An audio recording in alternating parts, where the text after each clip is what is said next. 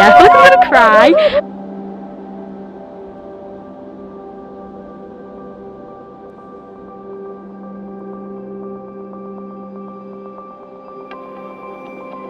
This feels like the weirdest thing ever, sitting talking to a camera, and I don't even know if I'm going to put this anywhere. I might just use it for like myself in the future to look back on, but I feel like if I don't do it I'm going to regret it.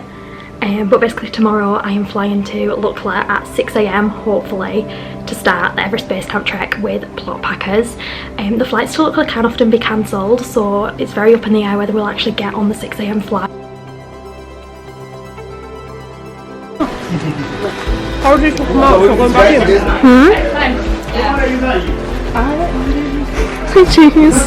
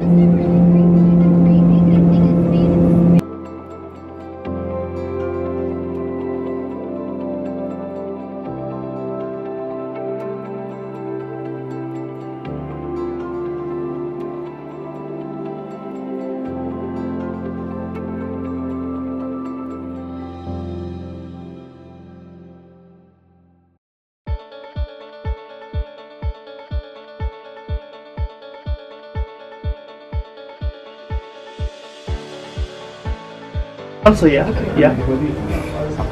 How many dalbat?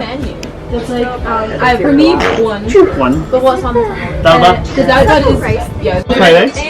Fried rice? Yeah. Fried rice, okay. What do you...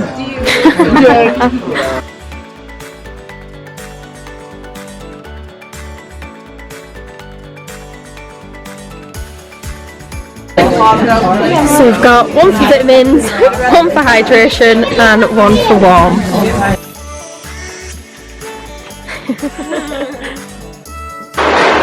Oh my god, someone's like rocking it.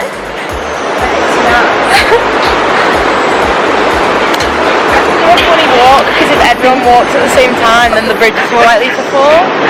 Thanks for that information. It's actually like really unstable. This is only a small one. Oh my god, imagine when we go over the big one. Oh my god.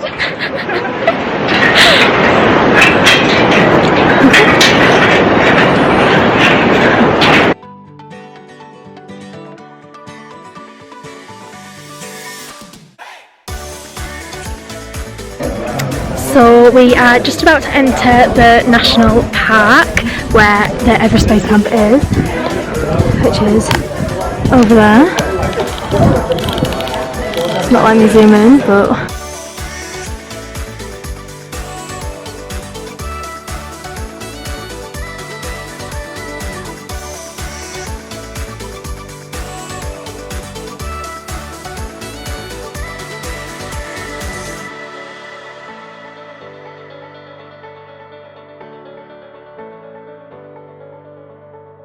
this is like the third suspension bridge of the day, which is quite exciting. We've still got the big Hillary one to do though, I think, which I'm really looking forward to that.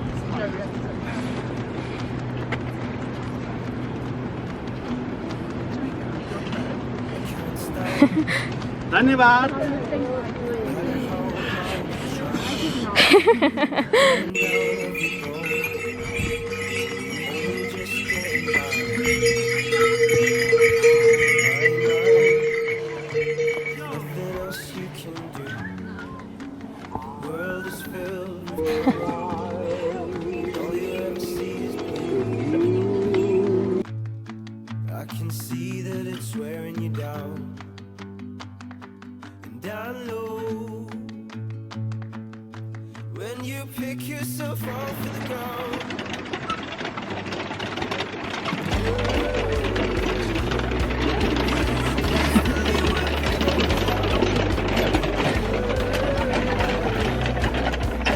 So this is our current view. That's why I almost here because the pictures look good. But Oh yeah, that's actually very nice.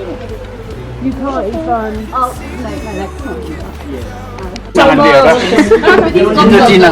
That actually looks really good. So this is tea house number 2. I'm going to show you around. We've got a Western toilet, which is always a bonus. And then these are our beds. We do also have a sleeping bag, so like you go in the sleeping bag and then put the duvet on top. And then out there, you won't be able to see right now because it is like pitch black, but there was like an amazing view. We are currently in Namche Bazaar at 3,400 metres I believe. We did 12 kilometres of trekking today and went up in 800 metres of altitude. It was a hard day. They did say this is like one of the hardest days in terms of like the actual path, but it wasn't as hard as I thought it was going to be, but it is starting to get a bit chilly. We're actually here for 2 nights to acclimatise, which is quite cool as there's loads of stuff actually to do here. There's an Irish pub, which I believe is the highest up Irish pub in the world, so that's quite cool. And you can also get like a massage and get your hair done here.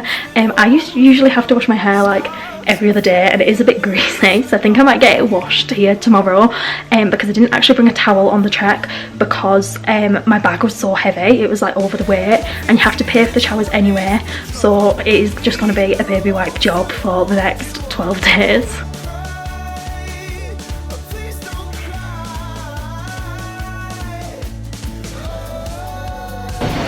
So we have woken up to snow this morning. We're going up to the Everest View Hotel, which is meant to give like an amazing view of Everest, but I don't think we'll be getting much of a view.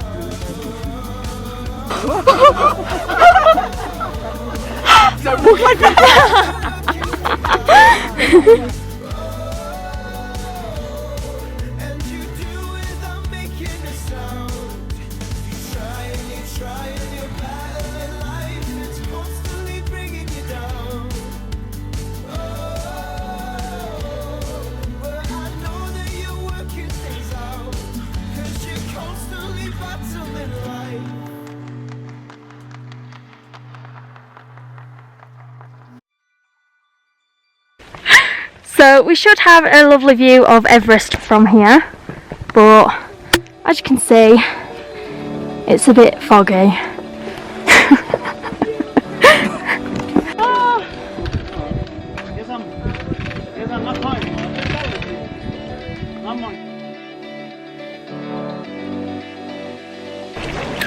So we have just woken up in Namche. The weather was horrendous yesterday, but the view this morning is literally incredible.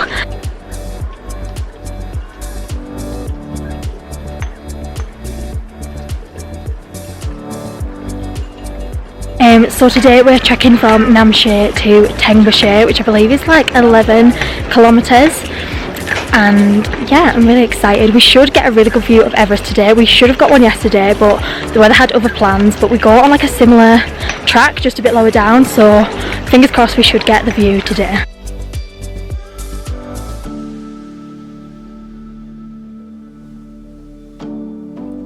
Yeah. So we have got our first view of Everest.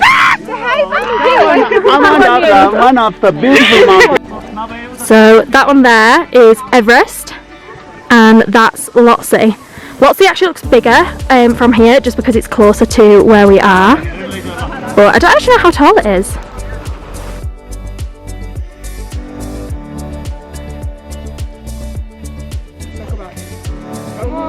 There it goes. Two of them. You don't eat your Easter egg and it goes white. Oh yeah, it's blooming. What's the score out of 10? Disgusting. 3. Maybe 5. It won't be so ashy. It needs like a better moisturiser. Dip it in water. Yeah. I'm holding on to you. Could you get a bird?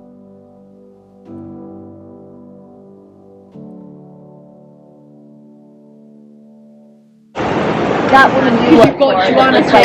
I'm so bad at this. Taste test. And then you've got. This is the first cup of tea with milk I've had since I got here. It's nice. You can't even really taste the coffee.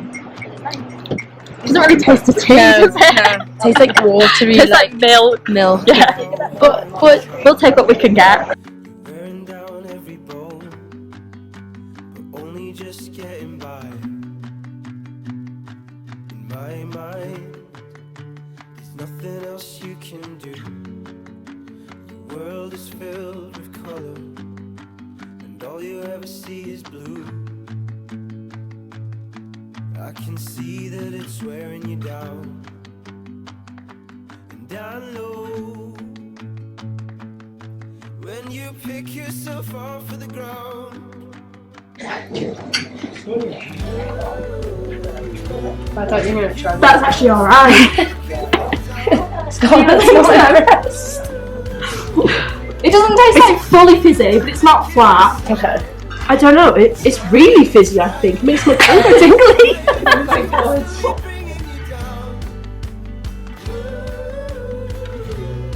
I can see that you're working things out.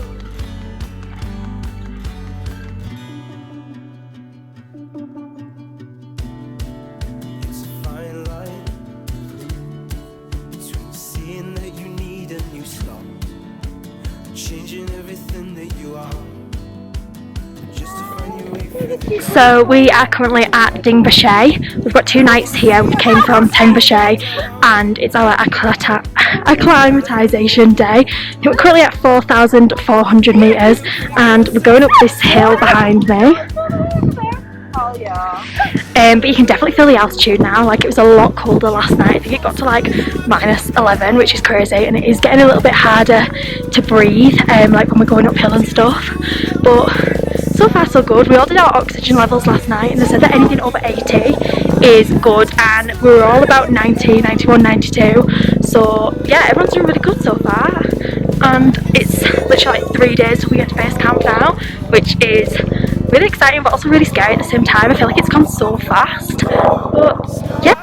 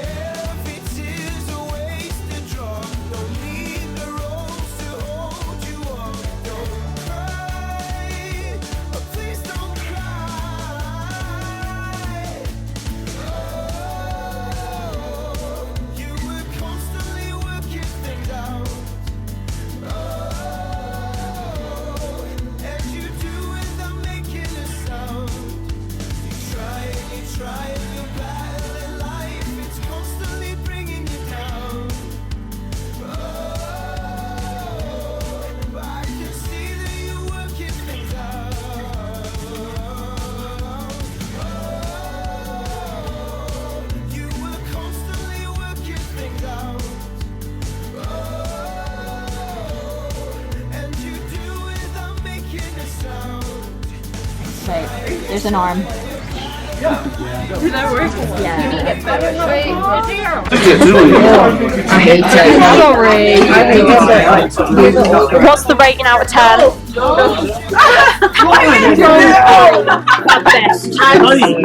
What's your rating out of 10?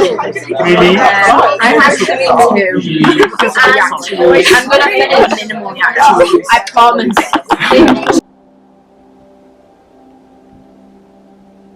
Royal cake. Yeah.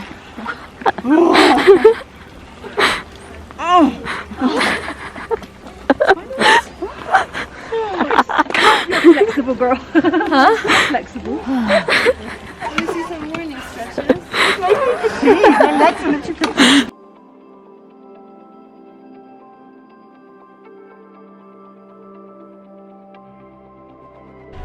So we are currently on our way from Lovashire to Gorikshep, where we are stopping for dinner, and then we are heading to base camp. But you can actually see base camp from here, right in the distance over there.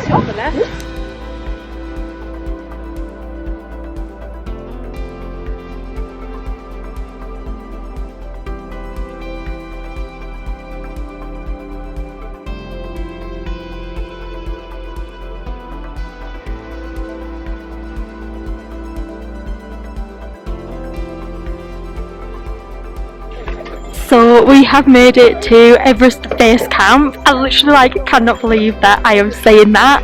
We just had about 2 hours walk from Shep to base camp, and I can't even describe how I'm feeling. It's just so surreal. Yeah, I feel like I'm gonna cry. I never ever thought I would do this ever in my life. My dad actually did this when I was like 7 years old, and I took a photo and rocks that he brought back and a necklace and something to school for show and tell, because I thought it was the coolest thing ever. But yeah, never ever thought that I would actually be here myself, and I literally just cannot believe I'm here. I think it's gonna be one of them things when you look back in a couple of months' time.